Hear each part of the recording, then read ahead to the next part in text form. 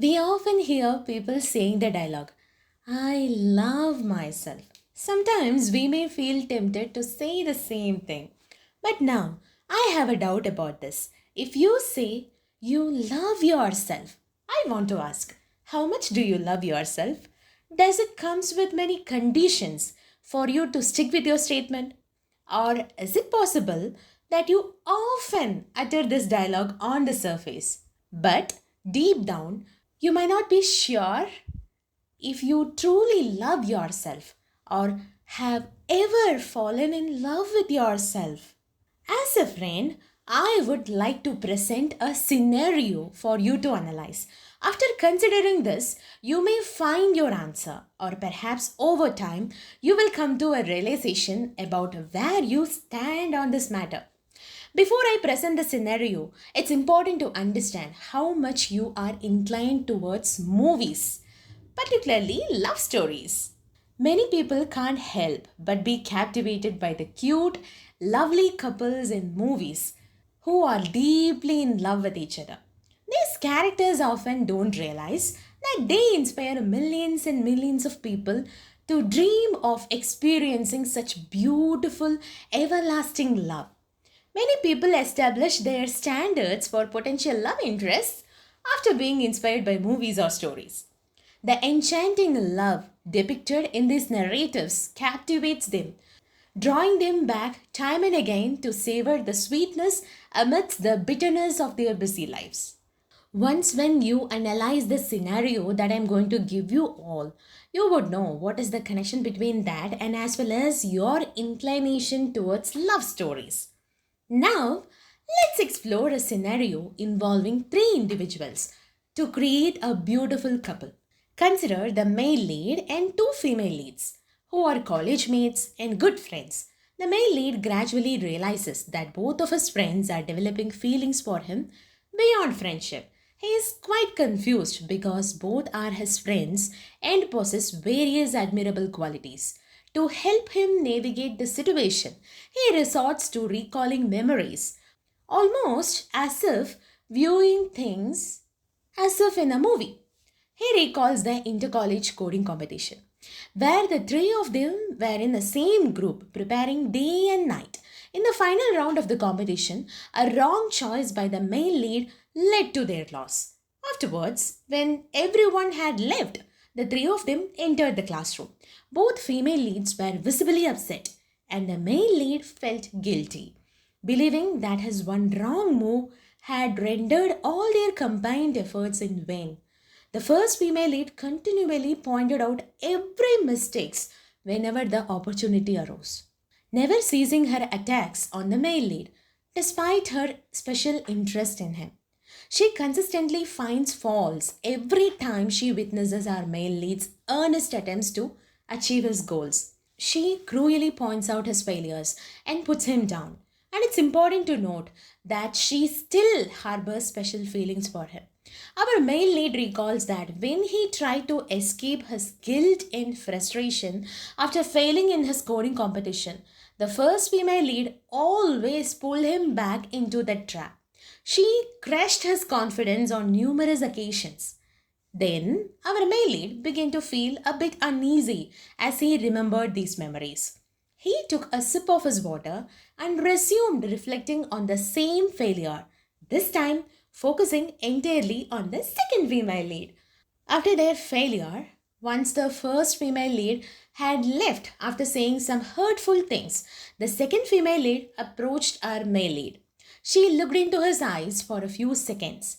When he asked her to be harsh with him, the second female lead smiled and sighed before saying, Of course, it's your mistake.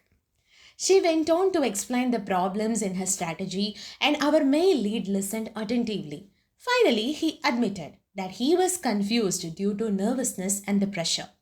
Our second female lead listened carefully and nodded in response. He feels somewhat safe when being vulnerable in front of her. After days of working on his dream project, when the first female lead drains his enthusiasm by reminding him of his failure, the second female lead provides him with various materials to analyze before working on his project. She often tells him that the failure was not him, but rather his one attempt.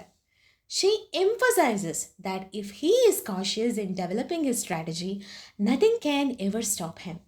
The male lead felt energized upon revisiting this memory and even found inspiration to achieve great things. Now, who do you think will become the main female lead in this scenario? Okay, my choice is the second female lead because she consistently provides constructive feedback, helps him feel safe being vulnerable, and guides him with a positive attitude towards success. True love is about standing with each other through thick and thin. Their mutual trust in each other strengthens their bond. Now, why do I oppose the male lead with the first female lead? Because she is destructive, continuously emphasizing his failures and always giving him reasons to give up. She may love him, but her love is conditional. If he wins the next competition, she may prize him more. But when he experiences another failure, she won't hesitate to abandon him, especially when he needs her the most. She won't hesitate to abandon him.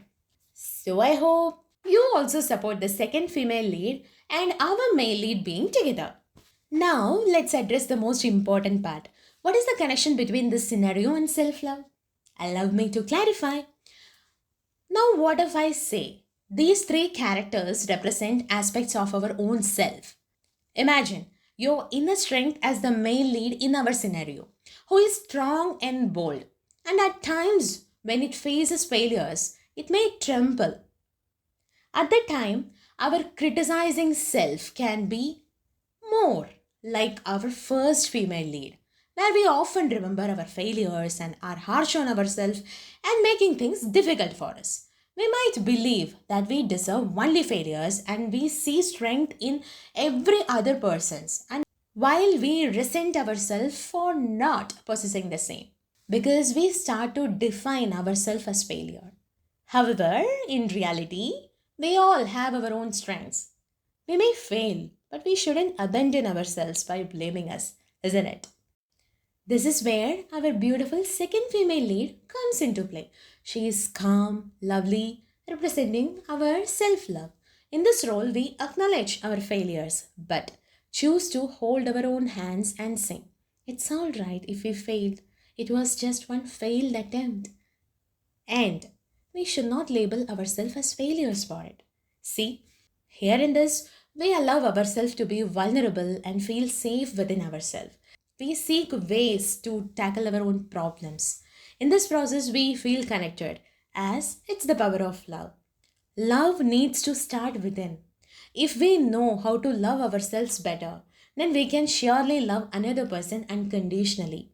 So, self love is not merely a combination of letters, but a beautiful journey that connects you with yourself. In this journey, you discover that you are your best friend and you are your first love. Love always needs to be unconditional, whether directed towards ourselves or others. After all, love never knows how to abandon the loved ones. It may be gentle, but it possesses the strength to stand by those it loves. It's a beautiful yet strong shield. So, try to experience this from within, and then you will truly understand what true love is all about. This way, we won't abandon ourselves or self blame, as depicted by the first female lead in our scenario, means our self criticizing character. Now it's time to erase the first female lead from within all of us. We all have that character. But why don't we attempt to replace it by giving the second female lead an opportunity inside? Always. Meaning, always replace your self criticizing character with your self love. So, when you combine your inner strength with your self love, you're just going to be so connected and so in love with you. That means you are going to be invincible because love, after all, has the greatest power to create wonders. So, friends, next time if you feel tempted to say, I love myself, try to resonate deeply with those words instead of merely letting them flow from your mouth. Think about it, friend. By telling you all this, your moon friend is vanishing with a very last question to you guys. Friends,